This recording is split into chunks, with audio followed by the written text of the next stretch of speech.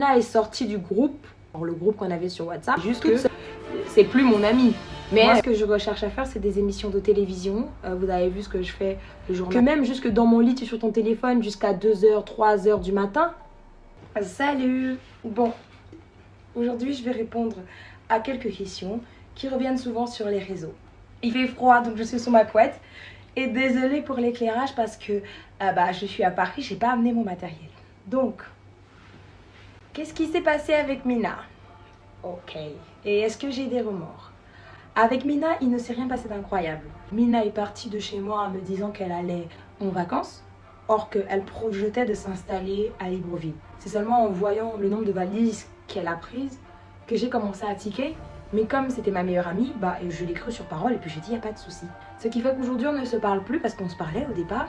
C'est quand j'ai perdu ma grand-mère et que j'ai trouvé qu'elle a manqué de soutien. Elle a envoyé un message groupé à Greta et à moi pour nous dire qu'elle était désolée pour la perte de notre grand-mère. Tachina, dès la seconde où elle a appris, elle m'a appelée. Farila, la même chose, parce qu'elles savent l'importance que notre grand-mère avait pour nous, en fait. Et moi, je n'ai pas apprécié que ma meilleure amie que je connais depuis, mon Dieu, bientôt 20 ans, elle ne prenne pas la peine de voir comment je vais, en fait. Elle m'a pas appelé pas une seule fois. Je lui en ai parlé parce qu'en plus, elle était à Libreville au moment où ma grand-mère est partie. Elle n'est même pas passée à la maison. Moi, ça m'a fait beaucoup de peine, en fait. Mon petit frère qui lui rend souvent des services, elle n'est pas allée vers lui pour voir comment elle pouvait aider, sachant que je n'étais pas là. Parce que moi, j'ai mis 10 jours à arriver. Aldo n'avait pas encore de passeport gabonais, donc il fallait faire son visa pour son père et lui. Donc on a mis les 10 jours à attendre qu'il nous réponde pour le visa. Et je me sentais impuissante à distance. Tachina, quand elle est arrivée du Canada, directement, elle est allée voir mon petit frère, elle allait voir à la maison pour voir comment elle pouvait aider en mon nom et au nom de Greta. Et moi, ma meilleure amie, elle l'a pas fait. Finalement, elle est venue aux obsèques avec sa mère et sa sœur. Mais moi, j'ai pas voulu lui parler parce qu'elle me connaît comme sa poche, en fait. Elle sait que ce moment de ma vie, elle aurait dû être là pour moi et elle n'avait pas plus de remords que ça. Elle ne s'en sentait pas désolée. Mamie, tout le monde sait, mamie c'était le grand patron, c'était toute ma vie. J'étais anéantie, j'étais au sol du sol. Elle a manqué d'empathie à ce moment-là et moi je dis, après tout ce que j'estime avoir fait pour toi, tu ne peux pas me le rendre à ce moment-là. Je sais pas quand est-ce que tu vas me le rendre, en fait. Parce que Mina, elle a assisté aux obsèques de mon père, elle a assisté aux obsèques de ma mère, de la femme qui m'a élevée après ma mère. Donc elle savait que la seule personne qui restait, qui priait pour moi tous les soirs, qui priait pour nous tous les soirs, c'était mamie, en fait. Voilà, et surtout elle l'a hébergée, elle l'a gardée, donc un minimum, tu passes à la maison voir, comment ça va, comment je peux aider, et tout, les filles ne sont pas là, voilà. Maintenant, si j'ai des remords, pas du tout. Je n'ai pas de remords parce que j'estime qu'elle m'a donné le meilleur de ce qu'elle avait et que je lui donnais le meilleur de ce que j'avais aussi, tu vois. On a vécu de bons moments, elle a été là pour moi plusieurs fois, à plusieurs moments de ma vie, même pendant ma grossesse et tout ça. J'ai aussi été là pour elle. Je pense qu'elle a fait le maximum de ce qu'elle pouvait m'apporter et que j'ai fait le maximum de ce que je pouvais lui apporter. Ma seule crainte, on a décidé qu'on allait vivre ensemble. Mon ex et moi, on allait voir sa mère pour dire à sa mère, ne t'inquiète pas, ta fille est à Abidjan, elle vit dans ma maison, on va toujours veiller à ce qu'elle aille bien. Maintenant qu'elle est rentrée chez elle, elle est en bonne santé, elle est en pleine forme, tout va bien en fait. Je lui souhaite que le meilleur, franchement. Même les gens qui viennent me parler d'elle après, je dis, ah mais non, c'est la vie qu'elle a voulu. Si tant qu'elle est heureuse dans cette vie-là, moi je suis contente pour elle en fait. Il n'y a pas de problème, il n'y a pas de haine, il n'y a pas de rancune. On s'est apporté beaucoup de bonheur. En réalité, donc il n'y a pas de raison pour que je lui en veuille plus que ça. Mais moi derrière, j'ai aucun ressentiment en fait. Je sais juste que c'est plus mon amie. Mais je lui en veux pas, il n'y a pas de colère, il n'y a pas de haine, on passe à autre chose. Elle est rentrée chez elle en bonne santé, j'ai vu sa mère a vu mon fils, il n'y a pas de problème, tout va bien. Ça, c'est une question que j'aime bien parce que c'est professionnel. Est-ce que sans stick, j'ai toujours les mêmes avantages auprès des maisons de prod?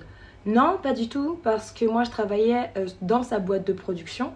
Et en réalité, c'est lui qui m'a incité à faire de la production de clips. Parce que c'était quelque chose qui me passionnait. Je l'accompagnais durant ses voyages et je l'aidais déjà en sous-marin. Et donc, il a dit, autant le professionnaliser et que tu le fasses réellement. C'est là où j'ai commencé à le faire. En ce moment, ce n'est pas ce que je recherche à faire. Donc, en réalité, je suis allée voir aucune maison de prod. Moi, ce que je recherche à faire, c'est des émissions de télévision. Vous avez vu ce que je fais, le journal rose et tout ça. Donc, moi, je suis plus dans cette optique-là de faire de la télé ou de faire des émissions culturelles pour le web, genre Brut ou la télé d'Orange. Moi, je suis dans cette optique-là. Donc, les gens chez qui je vais déposer mes CV, que je vais démarcher, c'est pas les maisons de prod. Le monde de la musique, c'était vraiment son monde à lui. Moi, le monde de la musique, généralement, c'est des gens qui me payent pour que je fasse leur promo, la promo d'un concert. D'ailleurs, le festival Mother Africa, là... C'est votre Moro, le Prince d'Alge. Rendez-vous le 28 décembre. En Côte d'Ivoire pour le festival The Mother Africa. Bisous, bisous. Qui fait la dégaine. Est-ce que dans le groupe, on essaye d'arranger l'amitié entre nous toutes, de discuter et tout ça? Oui. On a fait plusieurs assemblées générales à plusieurs reprises. On a bien remarqué que chacune avait sa vision de la chose et qu'on n'était pas d'accord sur comment il fallait faire fonctionner le groupe. Donc c'est pour ça que certaines sont en retrait. Mais ceci n'empêche que Farella et moi, on s'entend très bien. Tachina et moi, on s'entend très bien. Tachina et moi, on se parle au moins une fois par semaine. Au téléphone. Sinon, c'est qu'on s'écrit et qu'on se parle et qu'on se soutient toujours. Je partage tout ce qu'elle fait. Je suis tellement fière d'elle parce que je la vois comme ma petite sœur. C'est la meilleure amie de Greta.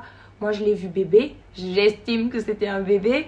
Et maintenant, c'est une jeune femme magnifique qui fait des projets au Canada, dans tout le Canada d'ailleurs. Donc moi je suis très fière d'elle, je discute avec elle. Farella aussi, en Chine elle fait ses affaires, elle fait ses business, elle a sa vie avec sa petite princesse qui est magnifique. On s'entend toutes bien. Maintenant c'est Mina qui s'est plus éloignée. Je sais pas quels sont les rapports de Tachina et Farella avec Mina. Mais Mina elle nous a ghosté, Greta et moi. Toutes les deux. D'ailleurs moi je pensais que j'étais la seule qu'elle avait ghosté, mais en fait non, elle nous a ghosté toutes les deux. Mina est sortie du groupe, le groupe qu'on avait sur WhatsApp, toute seule. Donc dès le moment où elle a fait ça, on a compris qu'elle voulait plus avoir affaire à nous en fait. Or que son problème c'était seulement avec Greta et moi. Life. On essaye de faire des projets en commun, ce qui est un peu difficile parce qu'on n'est pas sur le même sol. Mais on s'aide et on discute de nos projets en fait. Les premières personnes qui savent ce que je veux faire dans la vie sont Greta, Tachina et Farella. Et vice versa, on se parle beaucoup entre nous. Et on fait un peu le téléphone arabe. Si j'ai parlé avec Tachina aujourd'hui, je vais raconter à Greta. Si Greta a parlé avec Farella aujourd'hui, elle va venir me raconter. Donc on est toutes ensemble en fait. Et on n'a aucun problème à s'appeler, à discuter. Mais sauf que professionnellement, ça ne fonctionne plus parce que chacune a sa vision où elle veut aller qui ne correspond pas forcément avec celle des autres. On n'a pas réussi à trouver un consensus malgré toutes les réunions qu'on a faites sur comment on allait fonctionner. Vu qu'on n'y est pas arrivé, on s'est dit chacune n'a qu'à faire ce qu'elle a envie de faire. De toute façon, toutes les quatre, on est amies pour la vie, quoi. Bon, Greta, c'est ma sœur. Je considère Farella et Tachina comme mes petites sœurs aussi. C'est Mina la plus grande. Donc, je suis restée, je suis la plus grande, donc je les vois comme mes petites sœurs. Et chaque fois qu'elles ont besoin d'un conseil, ou même que moi j'ai besoin d'un conseil, je les appelle. Je passe avec le papa d'Aldo pour qu'on arrive à se séparer. Le papa d'Aldo est un excellent père. C'est toujours très bien occupé d'Aldo. Je peux pas venir cracher là-dessus. Le problème, c'était la relation que lui et moi on avait. Ce qui m'a vraiment dérangée, c'est le fait qu'il m'oblige à composer avec une troisième personne dans notre couple qui est son amie en fait. Moi au départ j'étais très conciliante, je faisais tout pour m'intégrer parce que j'avais l'impression que c'est moi qui devais forcer à m'intégrer dans leur groupe parce qu'ils se connaissent depuis 20 ans ou je sais pas combien d'années. S'il faut regarder un programme, on doit le regarder à 3. Si on doit faire une sortie, il faut qu'on le fasse à 3. Si on doit aller manger, genre il n'y avait plus d'intimité entre lui et moi. J'en ai parlé avec lui beaucoup. Et j'appelle ça un manque de loyauté parce que il n'a pas fait passer sa famille avant tout. Moi, c'est tout ce que je lui demandais en fait. J'estime que le mari que je veux avoir, c'est quelqu'un avec qui je vais rester toute ma vie. Quelqu'un qui sait que quand il sera malade, il peut compter sur moi. Au moment où il n'y aura personne. Et c'est ce foyer-là que j'ai voulu construire avec lui. Et lui, à chaque fois, il faisait passer des amitiés avant moi. Toutes les amitiés genre qui ont plus de 10, 15, 20 ans, elles passaient toujours avant moi. Or que moi, c'est pas comme ça que je vois ma famille. Moi, j'ai laissé tout le monde. À part ma petite sœur, parce qu'on n'est que toutes les deux. Tout le monde, j'ai laissé. J'ai dit, c'est toi et moi. On est ensemble, en fait. Tout ce que je voulais, c'est qu'on construise une famille qui va durer pour toute la vie. Et dans ça, ça veut dire que ton numéro 1 dans ta vie, c'est ta femme et tes enfants.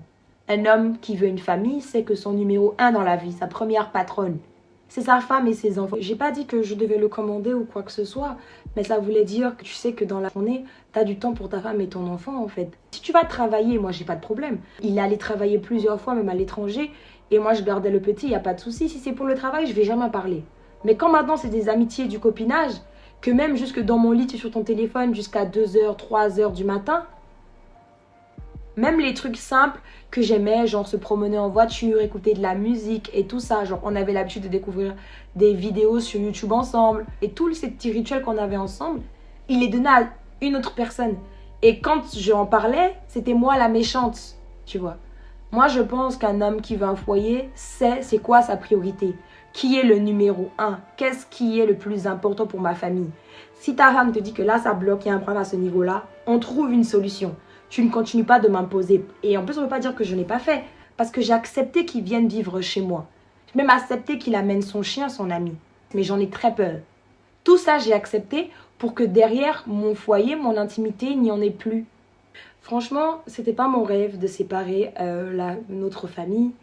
Mais je peux pas montrer ça à mon fils comme une cellule de foyer sain, en fait. Que sa mère est malheureuse et que son père ne fait rien pour que ça change.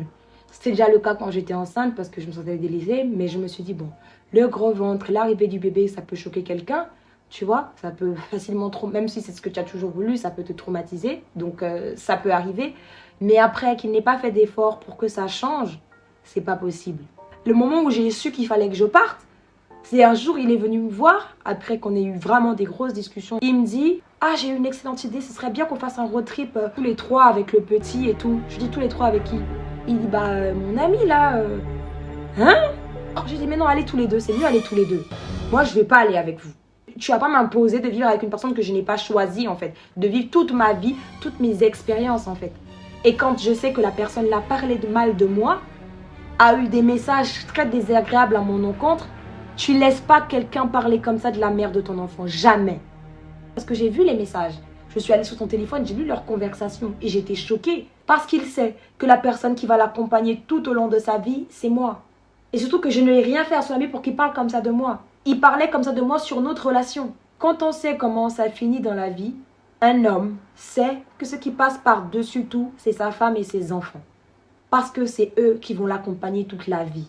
J'ai tout fait, je lui ai parlé, j'ai fait tout ce qui était en mon possible. J'ai essayé même de m'intégrer à leur duo pour essayer de lui faire comprendre que mais c'est pas normal. J'étais même devenue plus proche de son ami que de lui pour lui montrer que c'est pas normal en fait, cette relation-là que tu m'obliges à vivre tous les jours.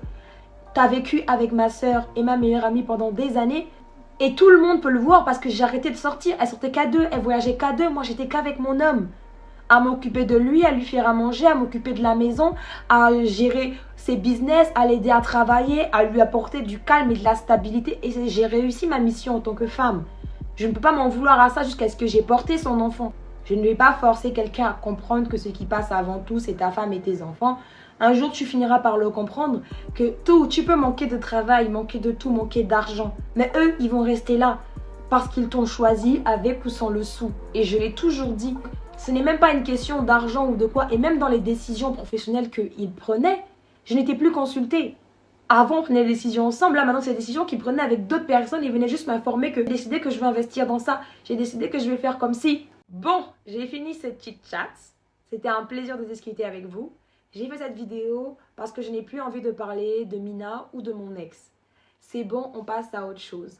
Maintenant, ce que je veux, c'est conquérir le monde. Longue vie à Mina, longue vie au papa d'Aldo. Mouah, mouah, mouah, mouah.